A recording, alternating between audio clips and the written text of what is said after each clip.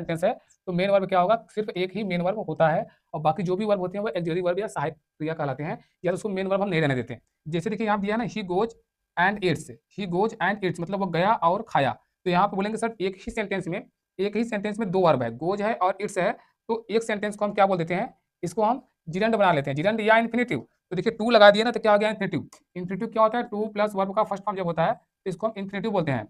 और यदि वर्ब के फर्स्ट फॉर्म में यदि हम आईएनजी जोड़ देते हैं इसको हम बोलते हैं जिरंड। मतलब क्या बताया गया कि यदि हमारा एक वाक्य में सिर्फ एक ही मेन वर्ब आता है, दूसरा वर्ब को या तो हम इन्फिनेटिव बना लेते हैं या तो जिरंड बना लेते हैं, ठीक है।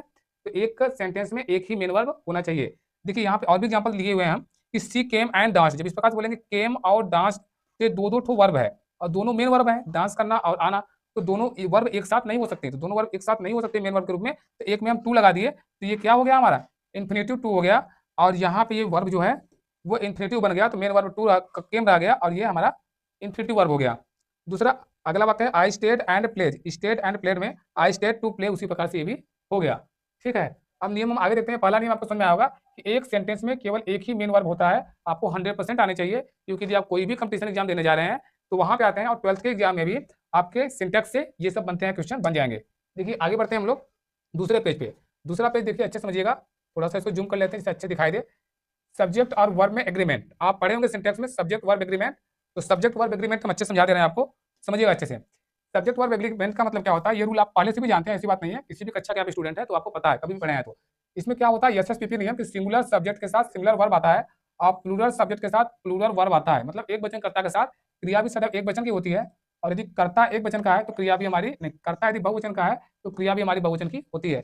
इसी को हम बोलते हैं एसएस और पीपी रूल, एसएस रूल और पीपी रूल भी बोलते हैं, कि सिंगुलर वर्ब के साथ सिंगुलर सब्जेक्ट और प्लूरल वर्ब के साथ प्लूरल सब्जेक्ट, इस प्रकार से। जैसे एग्जांपल देखिए समझ में आएगा, देखिए ही सिंगुलर है तो क्रिया में यस या यस लगा के एक वचन बनता है, आपको पता है।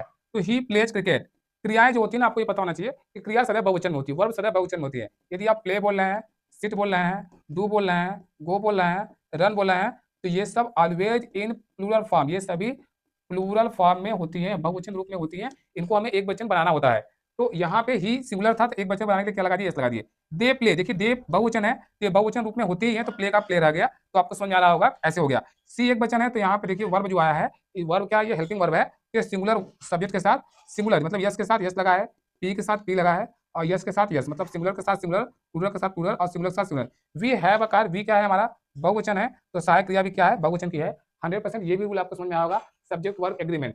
अब देखिए थोड़ा सा आगे बढ़ते हैं हम लोग,